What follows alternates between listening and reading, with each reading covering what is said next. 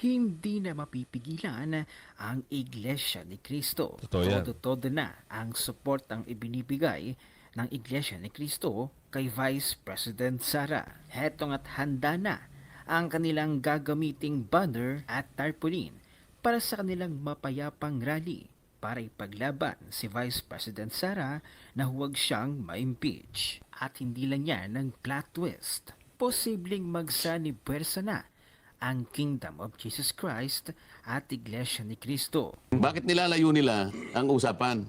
Oho. Wala namang problema sa Panguluhan eh. Wala namang problema sa opisina ng Pangulo. Wala namang impeachment sa Pangulo, tama? Tama po. Oo, Ang impeachment, ang binibira, kumbaga sa bagyo diyan, sa kalamidad, lahat ng bagyo ay nakatutok sa opisina ng pangalawang Pangulo. Ano ang sinabi nila tungkol doon? Sapagkat ang pangalawang Pangulo ay isang posisyon na nakasulat din sa saligang batas. Kung ang saligang batas ay ginagalang ninyo, bakit hindi nyo isali ang pangalawang Pangulo? Mukhang wala dito sa manifesto ko. Kung anong klaseng manifesto yan? Inihayag ng House Secretary General na may mga kongresistang kumausap sa kanya upang sabihin kinukonsidera rin ng mga itong maghain o mag-endorso ng impeachment complaint laban kay VP Duterte. Tumanggi na itong idetalye kung sino ang mga kongresistang ito at kung kabilang ba sila sa majority bloc. Dagdag pa nito, kasalukuyan na rin pinag-aaralan ng kanilang legal team ang dalawang impeachment complaints na unang inihain sa Kamara. Yes. Magandang araw sa inyo mga kasama. Nandito na naman si Kuya Goods nagbabalik. At syempre, kung hindi ka pa nakasubscribe sa ating channel, pa-subscribe na lang po at hit mo na rin yung bell para update ka sa ating mga nilalabas na video. Ay, grabe ha! Anak ng bugi talaga. Pirma ng 1/3 ng House members para sa impeachment ni Ate Sara. Naku po, grabe. Meron pa nga ang mga, hindi lang mga hindi lang daw makakabilang, makabila kanan, kaliwa kanan. Meron din mga kongresista. Eto sabi dito, naglalabasan na sila ngayon. Talagang ang tumbok niyan, talagang, sila talaga ang may kagustuhan nito, hindi yung yung mga grupo-grupo na sinasabi noong nakaraang araw. Ngayon, mga kongresista na, hindi pa lang daw ihahayag ang mga kung sino-sino. Bakit? Wag nyo na kaming lokohin. Kayo mga nandyan. Alam na namin dati pa. Alam na namin, kaya wag nyo na kaming pagluloko-lokohin. Pati ba naman kami, gagawin nyo pang pinanganak kahapon? No! Gusto nyo maliwanagan dito sa sabihin dito sa balita. Pero bago natin siyempre simulan nating reaksyon at talakayan ha. Isang subscribe, isang like ha. All good sa tayo yan at share yung video. I-like ha. I-like yung video para mas maganda. I-share. Eto na, simulan na natin to. Magandang hapon, Rosalie. Yan bang ikatlong impeachment complaint ang hinihintay ng House Secretary General para maitransmit sa tanggapan ni Speaker Romualdez? Magandang hapon, June. Inihayag ni House Secretary General Reginald Velasco na mayroong ikatlong impeachment complaint laban kay Vice President Sara Duterte na nakatakdang ihain dito sa Kamara sa susunod na linggo. Ang reklamong ito ay sabay na itatransmit sa tanggapan ni House Speaker Martin Romualdez. Diba? Pangatlong impeachment complaint. Ano ba talaga ang gusto nitong mga to? Bakit ayaw pa magsitigil? Nakakaramdam na kasi. Diba? Oo.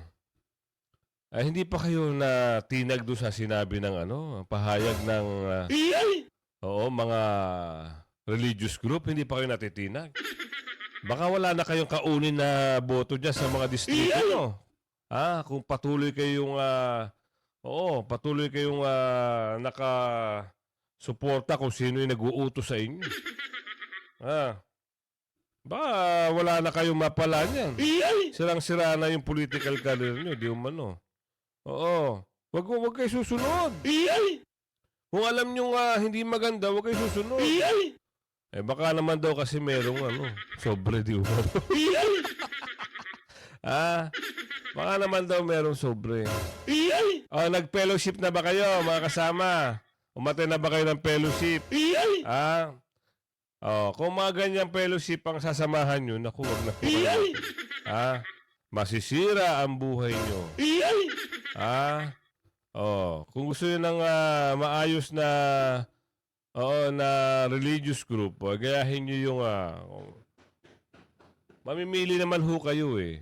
Oh, kung gusto nyo sa yung tumutulong sa Ate Sara, yan ay yung mga mabubuting mga religious group. Oh, pero yung mga inaatinan ng mga ito, kung sino yung nagkaroon ng fellowship, nako po, Diyos mio. Wala hong mabuti na... Ay, isa nga eh. Diba? Pastor daw di umano eh. Oh, sira yung karir. Oh, ano nangyari? Diba? Hindi na ngayon humaharap. Wala na silang pagharap ngayon. Meron pa isang matibay. Hindi natin alam kung anong mangyayari sa karir niya. Sabi nga ng Distrito 3, nako po, wala na ho yan. Alam nyo ba kung saan yung Distrito 3? Tuloy natin to. Mga kongresista daw di umano ito eh. Inihayag ng House Secretary General na may mga kongresistang kumausap sa kanya upang sabihin kinukonsidera rin ng mga itong maghain o mag-endorso ng impeachment complaint laban kay VP Duterte. Narinig nyo. May ilang mga kongresista na kinukumbinse na maghain. Ulitin natin para maliwanag. Kumausap sa kanya pangatlong impeachment complaint para kay VP Sara. Sino maghahain? Kongresista.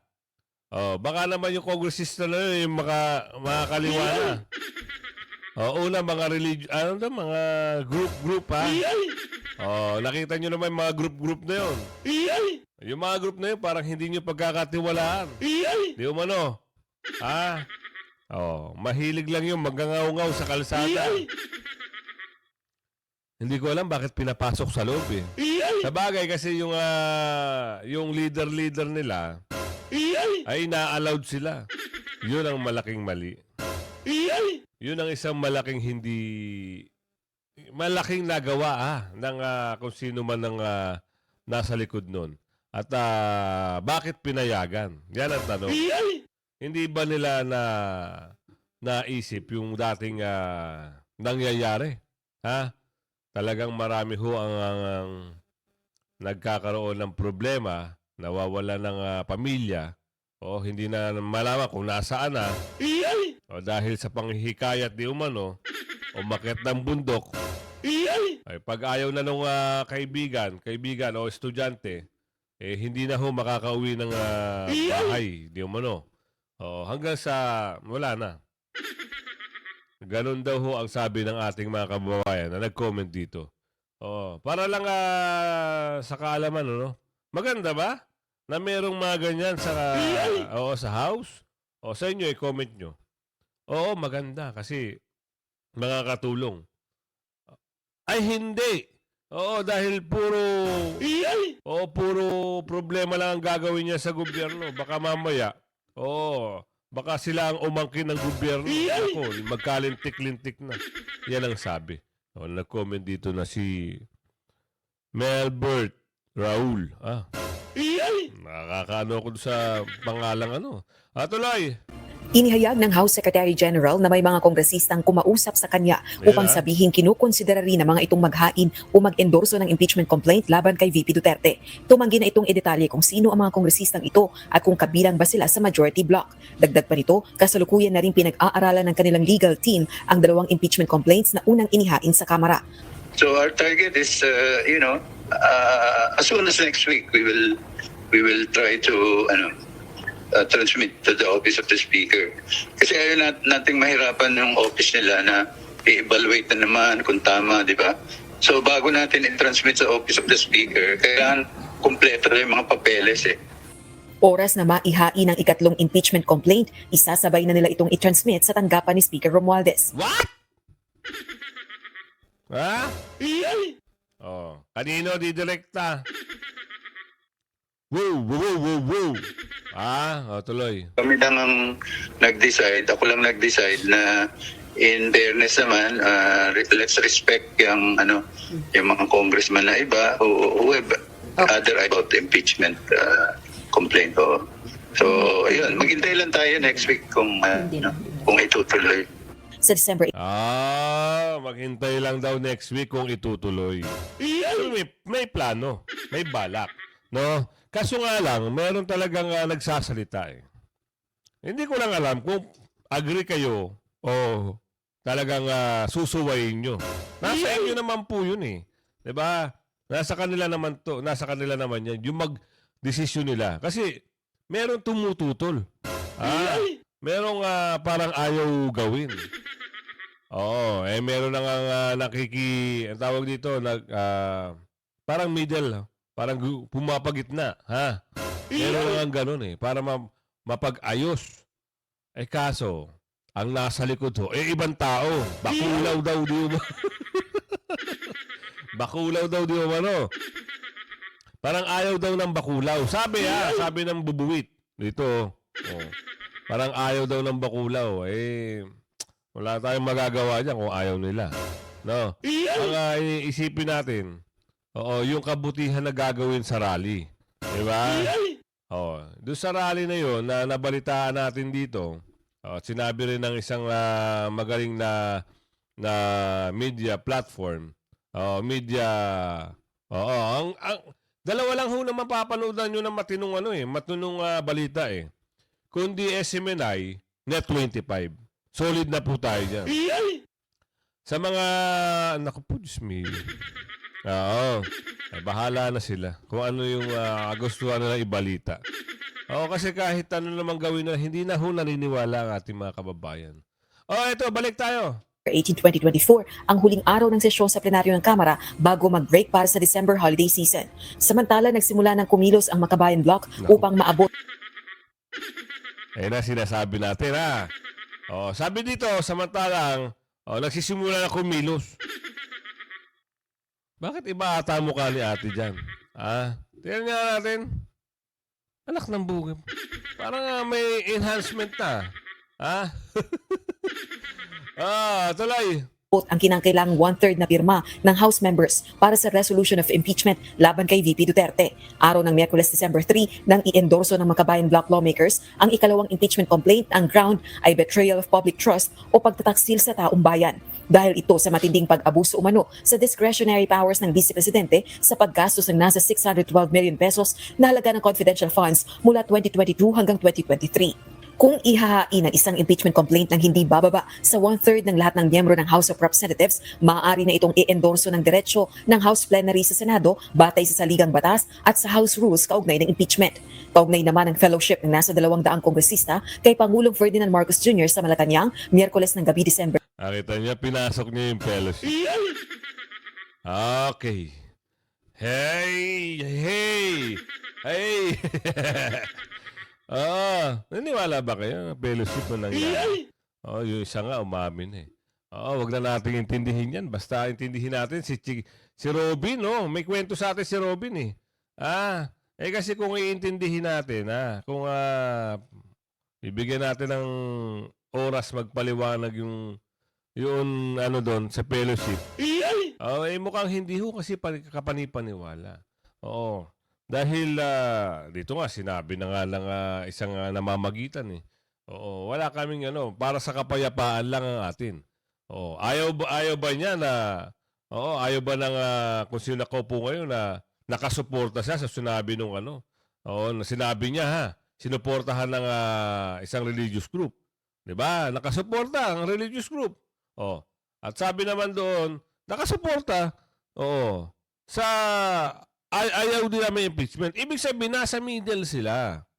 Ayaw nila nang magkaroon ng hidwaan, kung ano man, ang tawag doon. Ayaw nila ng ganun. Bakit tinutuloy pa rin itong mga makaliwa kanan, left, right. Bakit ganun? At ayaw rin magsalita ang pinaka-bakulaw. Kung sino man yung tinatamaan na bakulaw, wala tayong pangalan tatama. Bato-bato sa langit, tamaan, bakulaw. Kung sino mo yung nasa likod na bakulaw, yung malakihan to yan, busal sa ng muka, ngiwi-ngiwi pag nagsasalita. Kilala nyo na yun. I-blind item natin yun. Sino yan? Ito sabi ni Robin Sweet. INC at KOGC sana puwersa na sa rally. Nako, ito na. Woo! Thank you po. Oo. Kaya, pakinggan nyo tapusin nyo yung video ni Robin. Robin, pasok mo. Hindi na mapipigilan ang Iglesia ni Cristo. Totoo yan. Todo na ang suportang ibinibigay ng Iglesia ni Cristo kay Vice President Sara. Hetong at handa na ang kanilang gagamiting banner at tarpaulin para sa kanilang mapayapang rally para ipaglaban si Vice President Sara na huwag siyang ma-impeach. At hindi lang yan ng plot twist. Posibleng magsanibuwersa na ang Kingdom of Jesus Christ at Iglesia ni Cristo para ipagtanggol si Vice President Sara. Ito ang ikinakatakot ni BBM nang mangyari. Maging ang mga kongresista at re-electionist na tatakbo sa 2025 at 2028 dahil alam nilang wala silang makukuhang boto mula sa Iglesia ni Cristo Tama. kapag napatalsik nila si Vice President Sara. Kaya nga biglang kinabahan at biglang nagpamiting itong si BBM sa Malacanang kasama ang mga buwayang kongresista. Habay sinabi pa ng media na matagal na daw itong nakaplano at nakaschedule. Pero bakit ang nakalagay ay breaking news? Ayan. Di ba? Breaking news. December 4. Grabe, no? Matagal ng plano. Sabi nung isang nagtagapagsalita nung nakaraan, napanood nyo kahapon. Sabi doon, matagal na raw yun. No? Yung plano na fellowship. Fellowship nga eh. Ang nakakapagtaka, parang isang beses lang ata nangyari yun sa pagkakaalam ko Sa pagkakaalam nyo, i-comment nyo sa comment section. Diyan tayo magkakaintindihan kung talagang subaybayan nyo yung video. Di ba? Alam nyo ba? Meron ba nangyayaring gano'n dati? Ng mga fellowship na yan? Meron? Sige, comment nyo. Sa akin, wala ho akong nakita ng mga ganyan. Hindi ko po nalaman. Wala akong nalaman na fellowship. Comment nyo dyan kung ano yung sagot nyo. Wala. Meron. Wala. Meron. Ganun lang kasimple. Tuloy. Ibig sabihin, biglaan ito. Nervyos news. Bakit naging breaking news ang isang fellowship in Malacanang with surprise congressman? If it's breaking, then it wasn't a scheduled event, otherwise alam ng media, as it would have been told to them ahead of schedule. Second, the crocodiles were collected from the crocodile farm in Batasan by buses and didn't use their cars in going to the fellowship in Malacanang, which to me is highly unusual. At the time, a second impeachment complaint against the Vice President was being filed at the House of Representatives. Almost simultaneously, an announcement from the Iglesia ni Cristo was made on Net 25's Saganang Mamamayan. Their church is organizing massive rallies against the impeachment of Vice President Inday. So, I suspect someone is a bit nervous. And I think Iyan. instead of Di ba? Narinig nyo? Parang nakaramdam sila. Nahadlok ika nga sa Bisaya. Nahadlok. Hinadlok. Hindi naman tayo nakakapagsalita pero nakakaintindi tayo. Dahil nga dyan, dahil sila ay medyo kinalabatutan o kinabahan, kasi marami ho to, hindi ho biro yung religious group na ito. Tsaka, pag ito ho ay nag-endorso, may pasok lang natin, hindi naman natin pinapangunahan. Kasi oras din naman ng, next year, oras din naman ng kampanyahan o eleksyon. May pasok lang natin, may singit nga, ika nga. Pag ito ay nag-endorso ng isang politika o yung tumatakbo sa kung ano man gusto niyang takbuhin, mayor man, congressman, vice mayor, o senador, o presidente. Pag ito sila ay nag-endorso, solido ho. Wala ho makakapigil. Yan po. Kaya medyo nahadlock sila. Kung sino ho yung nagpatawag ng fellowship di umano. Oo. Kinabahan nga, ika nga, baka, kung sakasakali, baka magawan pa daw ng way. Naku, anong way? Taong bayan na ho ang nakakita ng mga kabulukan at kabantutan. Sabi nga ng mga tatanda, kung meron kang magandang tinanim, maganda rin ang bunga nito. Pero pag nagtanim ka at minadali mo, magtatampo ho ang pananim sa'yo. So parang ganito lang din yan. So, nagtanim ka. Hindi pa nga panahon ng anihan, inubos mo na. Di inubos na. Meron pang nakaback up. Yung nakaback up, mas matindi pa pala.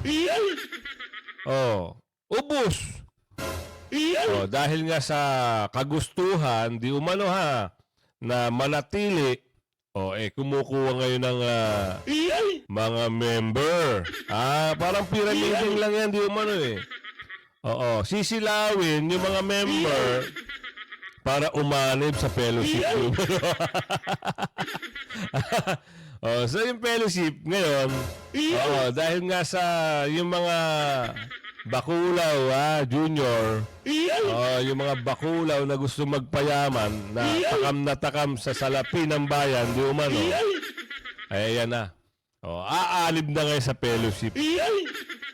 Whew! Eto na pasok na natin to si Senador. Idol ko to Kaya lagi kong pinapanood tong Saganang Mamamayan. Eto talaga ang totoong mga nagbabalita. Pasok na natin para mabilis. Pasok mo, Senador. Na walang kakwenta-kwenta. Yun ang sabi ng Pangulo. Aha. Maliit na bagay na pinipilit ninyong palakihin. Aha. Ibig sabihin, talagang walang kakwenta-kwenta. Yeah. Ginagawa mo lang may kwenta. So Tama. maging sa Senado kung ganyan din po magiging mangyayari kasi sila ang tatay yung senator judges, di po ba? Tama. At hindi naman natin malalaman kung kailan matatapos yun sapagkat depende sa mga ebidensya na kanilang i-analisa, tatanggapin o pagdidibatihan. Ibig sabihin, yung panahon na iukol mo sa maraming problema at ika-re-resolve ng maraming problema ang kinaharap ng ating bansa, mabibimbin at bibigyan mo ng puwang. Iuuna mo pa ito. Ang gusto ko sana sabihin, kung halimbawa, gumawa silang manifesto nang galing sila sa Malacanang, sinabi ba na, meron ba silang sinabi tungkol doon sa opinion ng Pangulo? Ito na ko, tama-tama, nabanggit niyo po yan. Ito po yung isang deklarasyon ng pagkakaisa, katapatan at panindigan para sa pagtatanggol sa bayan. Oo, pero Ito po yung titulo. nabasa nyo na siguro yung kabuuan yan. Yung kabuuan po, hinahanap ko po yung punto ninyo at ayun din actually, kami ni Nelson, yun din ang hinahanap namin kung meron ba silang pinahayag tungkol sa naging statement o opinion ng Pangulo. Sasagutin ko po sa inyo kung wala akong ganon. So, ibig ko sabihin, gumawa silang ng manifesto pagkatapos na ang Pangulo ay magpahayag ng kanyang opinion hinggil sa mga pangyayari na may kinalaman sa impeachment. Opo. So, yung manifesto, wala man lang binanggit tungkol sa naging opinion ng Pangulo na ang lahat ng bagay na naukol sa impeachment ay hindi makabubuti kahit sa isang buhay ng isang Pilipino. For what? For nothing. Ayan kita nyo? Nagsalita kung sino yung nakaupo ngayon. Ngayon, yung House, di umano, ay gumawa ng manifesto. Ngayon, wala raw doon nakasaad na parang, okay, sumusuporta kami kung sino nakaupo ngayon. Ito mga congressman, di umano sumusuporta kami sa sinabi ng Pangulo na ayaw rin namin impeachment kasi ayaw ng Pangulo. Wala daw ganun, sabi sa video. Tuloy natin. Ang galing talaga ni Senador. Hindi man lang binanggit sa isang sa haba ng manifesto. Wala akong nabasang ganun to. Ito, may mga binabanggit. Alinsunod sa konstitusyon, ipinapahayag namin ng mga sumusunod na prinsipyo at pangako. Una, ipagtatanggol ang Pangulo bilang simbolo ng soberenya ng bansa. Pangalawa, pagtataguyod sa paghahari ng batas at demokratikong pamamahala. Teka, yung muna, ipagtatanggol natin Ang Pangulo bilang simbolo o soberenya ng bansa. O, paano yung pangalawang Pangulo? Hindi mo ipagtatanggol? Oo nga, no? Dapat ho, Ang kasama pangalawang yun. Pangulo ay isang posisyon na nakalatag sa ating saligang batas. Oho. Ibig mo sabihin, ang igagalang mo lang at susundin ay yung Panguluhan, yung Pangulo. yung pangalawang Pangulo na isinulat ang posisyon sa saligang batas. Ayun na hindi mo igagalang?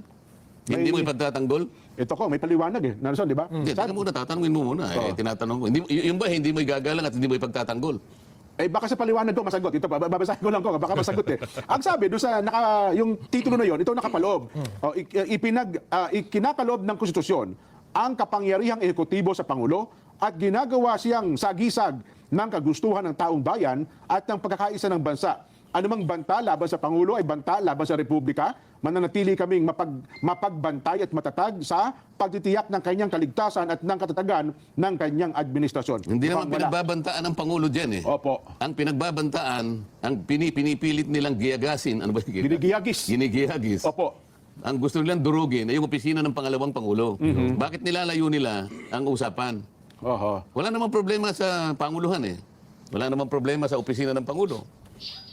Wala namang impeachment sa Pangulo. Tama? Tama po. Oo, Ang wala. impeachment, ang binibira, kumbaga sa bagyo dyan, sa kalamidad, lahat ng bagyo ay nakatutok sa opisina ng pangalawang Pangulo. Ano ang sinabi nila tungkol doon? Sapagkat ang pangalawang Pangulo ay isang posisyon na nakasulat din sa saligang batas. Kung ang saligang batas ay ginagalang ninyo, bakit hindi nyo isali ang pangalawang Pangulo? Mukhang wala dito sa manifesto ko. Kung anong klaseng manifesto yan? Ha? Sabi nga ng mga Amerikano, balone. Abaloni. Yung susi. Ayan, may ads na. Game time na! JC! Walang laman, hindi ba? Oho. Totoo. Lahat alam eh. 'Di ba? Bakit hindi nga kasali si BP Sara dito? Oo, ang pinoprotektahan lang nila kung sino yung nakaupo. Oo, ibig sabihin talagang ayaw nila protektahan si BP Sara. 'Di ba? Buti na lang nandito ang mga magagaling ha. Ito, tagapagbalita, maayos, talagang walang kinikilingan. 'Di ba? Inahayag, no? At si senador talagang nakasuporta kasi siya lang ang bukod tangi. Nanindigan at matapang. 'Di ba? Ang dami niyang kalaban doon sa bahay ng mga bakulaw. Oo, ang dami niyang kalaban doon. Pero hindi nagpatinag si senador. Kaya solido natin mga kasama ha. Solido natin. Itong magbibigay ng kaayusan sa gobyerno. No? At meron silang takot sa kung ano man yung alam nilang mali, hindi nila ginagawa. Bagkus sa kanilang nananalantay yung kabutihan ha at merong mabuting puso.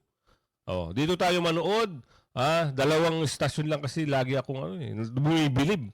Pero sa iba, naku po. Tuloy. Ay, tingnan ko. Baka naman sa iba. Ito tingnan natin kung ano ha. Pangalawa daw po, pagkataguyod sa paghahari ng batas at demokratikong pamamahala. Pag-aari ng batas Opo. at demokratikong pamamahala, bakit mo inuusig ang opisina ng pangalawang Pangulo sa magitan ng confidential fund sapagkat hinahanap mo yung mga resibo na nakapangalan sa mga aliases? Sapagkat ayaw mong tanggapin na yung isang resibo ay nakapangalan kay Mary Grace Piatos. Ano pa yung isa? Kokoy Bilyamin. O yung isang kay Villamin. Opo. Mga aliases, mga nom de guerre. Si Jose Maria Sison, ano ba yung pangalan? Ano ba yung nom de guerre ni Jose Maria Sison dyan? Ami Elias din ba yan? Wala akong... Amado Guerrero.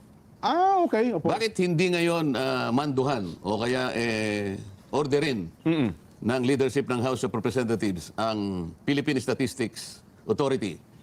Kung merong birth certificate si Amado Guerrero, kung meron siyang death certificate, kung nag-asawa si Amado Guerrero, sapagkat si Amado Guerrero ay si Jose Maria Sison.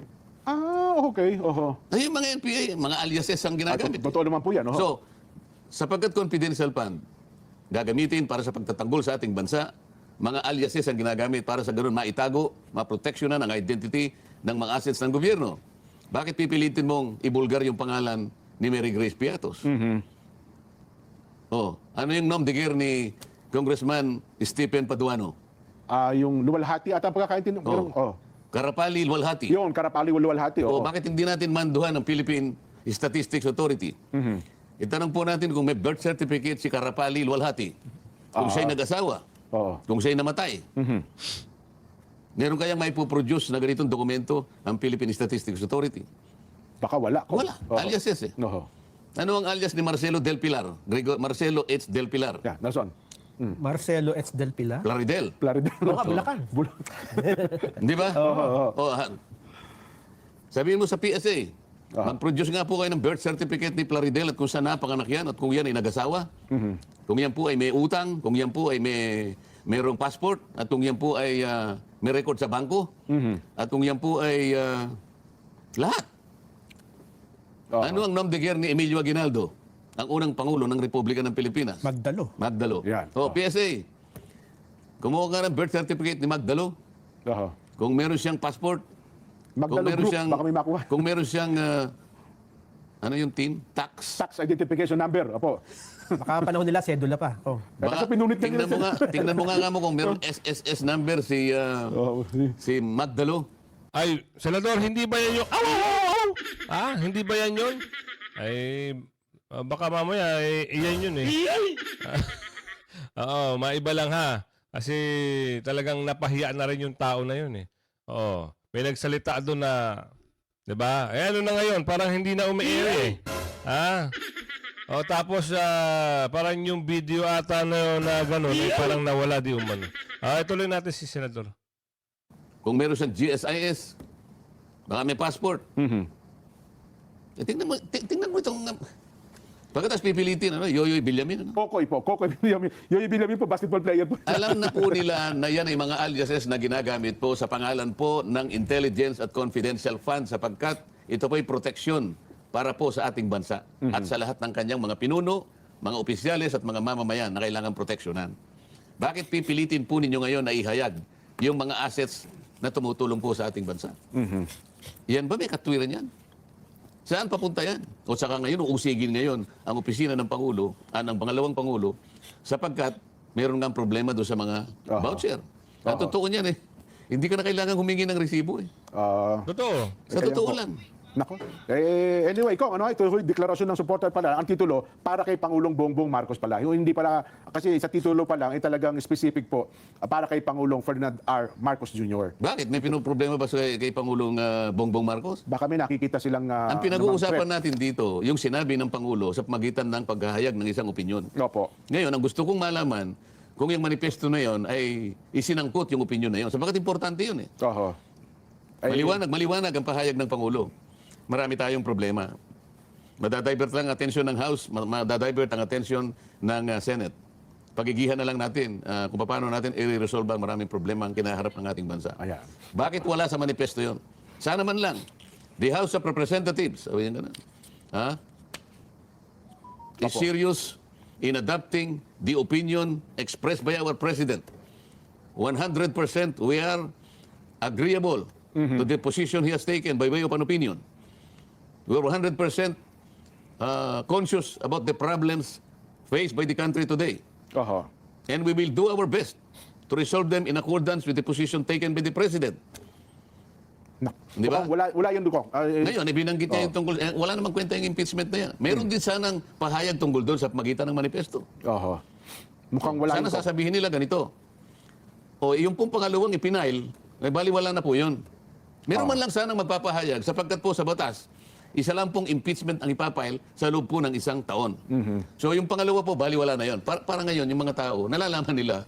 Paano ngayon na, Senador, meron na naman daw pangatlong impeachment complaint. Oo, mga bakulaw daw di umano ang maghahain. Ayon sa unang slide na pinakita natin. Paano yun? O kaya, ayan, abangan nyo mga kasama. Ha? Kaya sabi ko nga sa iyo, kung hindi ka pa nakasubscribe, mag-subscribe ka na ha.